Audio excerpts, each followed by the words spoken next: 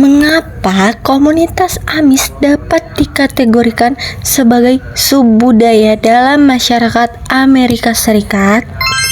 Nah, komunitas Amis dapat dikategorikan sebagai subbudaya agama karena mereka menunjukkan pola hidup dan perilaku konsumsi yang berbeda dari masyarakat Amerika Serikat pada umumnya. Nah, perbedaan tersebut dilihat dari cara mereka membatasi penggunaan teknologi, mempertahankan gaya hidup sederhana, dan menjadikan nilai agama sebagai pedoman kehidupan sehari-hari. Nah, padahal masyarakat Amerika secara umum cenderung menerima teknologi sebagai bagian dari kemajuan dan peningkatan kualitas hidup pada zaman sekarang. Nah, perbedaan ini dapat dijelaskan melalui teori subbudaya agama. Dalam kasus Amis, agama tidak hanya membataskan atau mempengaruhi aktivitas ibadah, tetapi agama juga mempengaruhi bagaimana anggota komunitas memandang suatu produk, teknologi, gaya hidup. Nah, dari hal tersebut berakibatkan mereka memiliki standar hidup yang berbeda dan menilai suatu produk dibandingkan masyarakat Amerika pada umumnya. Produk yang dianggap bermanfaat oleh masyarakat luas belum tentu diterima oleh komunitas Amis, apalagi kemajuan zaman dan produk tersebut bertentangan dengan nilai agama yang mereka anut. Nah, dari kondisi tersebut dapat kita analisis dan dapat kita perkuat melalui teori consumer socialization theory. Nah, sejak kecil komunitas Amis diajarkan untuk hidup sederhana, mengutamakan kesederhanaan, kebersamaan, dan membatasi pengaruh dunia luar. Proses sosialisasi tersebut berlangsung secara terus-menerus, sehingga nilai yang tertanam di komunitas tersebut sangat kuat hingga membentuk pola konsumsi yang relatif seragam.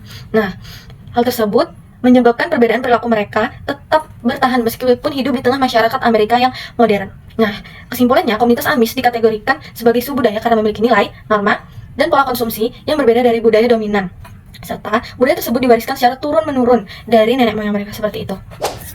Analisis bagaimana nilai-nilai budaya yang dianut oleh komunitas Amis mempengaruhi keputusan pembelian produk smartphone.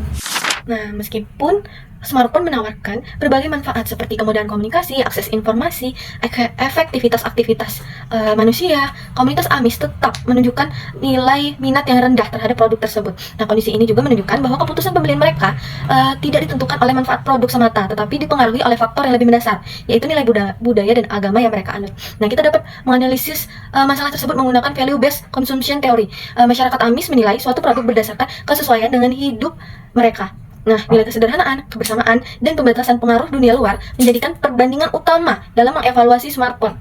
Karena smartphone dianggap dapat meningkatkan ketergantungan dalam berteknologi dan membuka akses yang lebih luas terhadap budaya luar. Nah, produk tersebut dipandang berpotensi mengganggu nilai yang selama ini mereka anut dan selama ini mereka tetap pertahankan. Nah, analisis selanjutnya dapat saya perkuat melalui teori of planet behavior. Nah, di dalam komunitas Amis, keputusan individu tidak sepenuhnya ditentukan oleh keinginan pribadi, tetapi keputusan dipengaruhi oleh norma sosial yang berlaku, di mana anggota mungkin menyadari penerimaan sosial dalam komunitas dan mematuhi norma yang telah disepakati. Nah, hal ini menunjukkan pengaruh kelompok memiliki peran besar dalam membentuk keputusan pembelian. Oleh karena itu, rendahnya minat pembelian smartphone pada komunitas Amis bukan disebabkan karena kurangnya manfaat produk, melainkan karena adanya ketidaksesuaian antara karakteristik produk dengan nilai budaya dan norma sosial yang telah mereka anut secara turun-temurun. Jika perusahaan tetap ingin memasuki pasar komunitas Amis, strategi pemasaran apa yang lebih sesuai dengan karakteristik subbudaya tersebut? Masalah utama perusahaan bukan terletak pada kualitas produk yang mereka tawarkan, melainkan pada ketidakmampuan memahami nilai yang dianut target pasar.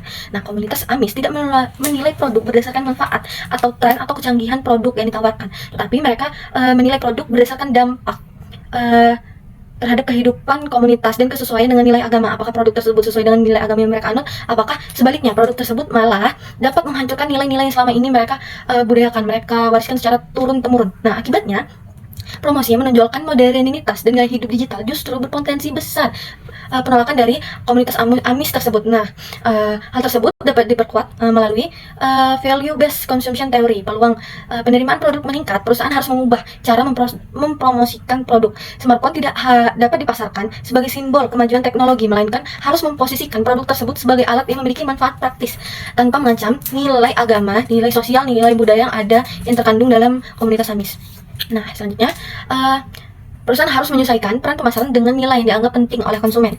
Namun, perusahaan juga harus berpikir serealistis mungkin. Hambatan tersebut dalam kasus ini bukan hanya strategi promosi, tetapi adanya perbedaan nilai yang cukup mendasar antara karakteristik smartphone dan budaya komunitas Amis. Oleh karena itu, meskipun strategi pemasaran sudah membaik, sudah dilakukan evaluasi, peluang keberhasilannya tetap relatif rendah dibandingkan pada segmentasi konsumen lain yang lebih terbuka terhadap teknologi. Nah, strategi yang tepat adalah menggunakan pendekatan yang menghormati nilai budaya Amis, menekankan manfaat fungsional produk, dan mempertimbangkan kembali apakah komunitas tersebut benar-benar layak dijadikan target pasar utama. Mengapa pemasar perlu memahami perbedaan budaya dan subbudaya sebelum meluncurkan produk ke pasar?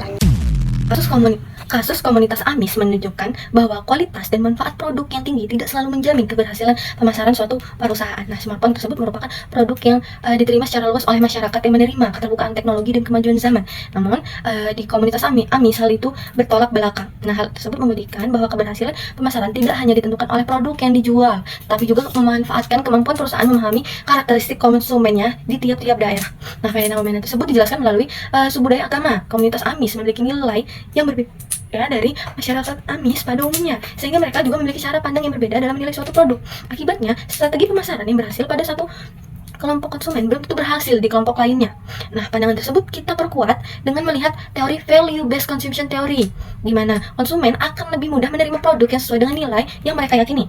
Smartphone memang menawarkan manfaat yang besar, tetapi manfaat tersebut tidak dianggap prioritas oleh komunitas Amis karena tidak sejalan dengan nilai kesederhanaan dan pembatasan teknologi yang mereka pegang. Artinya, persepsi terhadap nilai dan terhadap suatu produk sangat mempengaruhi oleh budaya konsumen. Akibatnya, perusahaan tidak memahami budaya target pasar yang berisiko untuk mengembangkan strategi pemasaran yang tidak relevan dengan kebutuhan konsumen. Sebaliknya, perusahaan yang memahami budaya dan subbudaya dapat merancang produk, pesan pemasaran, serta media komunikasi yang lebih sesuai sehingga peluang keberhasilannya menjadi lebih besar. Nah, oleh karena itu, pemahaman terhadap budaya dan subbudaya merupakan faktor yang penting dalam pemasaran karena membantu perusahaan memahami bagaimana konsumen memaknai suatu produk dan apa yang menjadi dasar dalam pengambilan keputusan pembelian konsumen. Nah, kesimpulannya adalah pemasar perlu memahami perbedaan budaya dan subbudaya dalam komunitas satu dengan yang lainnya supaya keberhasilan produk yang mereka tawarkan tidak hanya berhasil dalam suatu tempat, tetapi berhasil di segala penjuru dunia yang mereka targetkan, seperti itu.